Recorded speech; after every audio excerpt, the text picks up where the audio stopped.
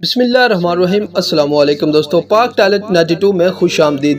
آپ جانتے ہیں کہ کل شہر سیالوی نے ایک پریس کانفرنس کرنے کے بعد اس کا ایک انٹرویو لیا گیا اور اس نے اپنی ایک PNP کے نام سے سیاسی جماعت جو ہے وہ بھی متعارف کرائی، اور سب سے پہلے انٹرویو میں اس نے تحریک لبیک پاکستان پر تنقید کی۔ جیسے ہی کل ہم نے ویڈیو بنائی تو بہت سارے لوگوں نے یہ سوال کیا کہ ہمیں کوئی پروف دیں، تو اس ویڈیو میں آپ کو اس کا ویڈیو کلپ بھی سنایا جائے گا اور آپ کو مکمل تفصیل سے بتایا جائے گا کہ کس طرح تحریک لبیک پاکستان کی وجہ سے اس کو شہرت ملی، اور جیسے ہی اس نے اپنی جو ہے وہ پارٹی متعارف کرائی، سب سے پہلے تحریک لبیک پاکستان کو تنقید کا نشانہ بنایا۔ بہت سارے جو سوالات ہیں وہ جنم لے رہے ہیں کہ تحریک لبیک پاکستان کے اسٹیجوں پر جا کر تقریریں کرنے والا، تحریک لبیک پاکستان کے جلسوں میں جا کر ویڈیو بنانے والا آج کیسے تحریک لبیک پاکستان پر تنقید کر رہا ہے۔ ناظرین، شہر سیالوی کا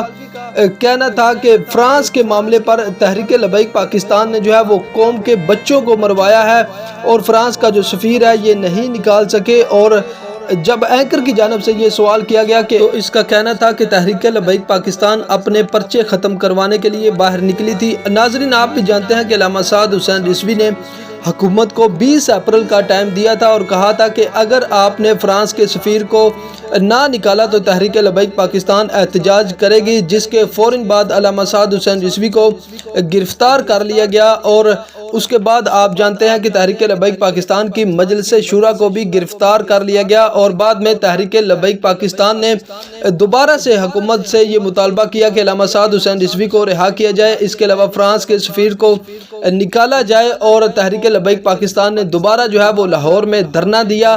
اس میں تحریک لبیک پاکستان کا ذاتی مفاد نہیں تھا، معاملہ جو ہے وہ شروع ہوا تھا فرانس کے سفیر کے حوالے سے۔ آپ جانتے ہیں کہ علامہ خادم حسین رضوی نے اپنا جو آخری دھرنا ہے وہ بھی فرانس کے سفیر کے خلاف ہی دیا تھا، اور حکومت سے معاہدہ بھی ہوا تھا، جس کے بعد تحریک لبیک پاکستان پر پابندیاں بھی لگی۔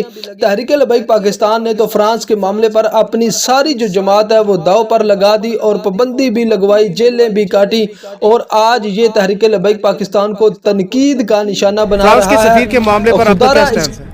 مذہبی جماعتیں نکلی ہیں، بندے مروا کے واپس چلی گئی ہیں، مجھے یہ بتائیں سفیر گیا؟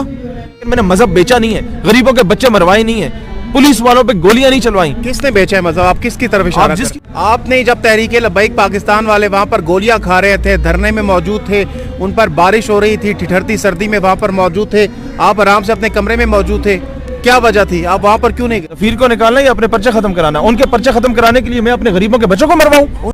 تو جی ناظرین، آپ نے اس بگوڑے کا ویڈیو کلپ سنا جس میں اس نے تحریک لبیک پاکستان کو تنقید کا نشانہ بنایا۔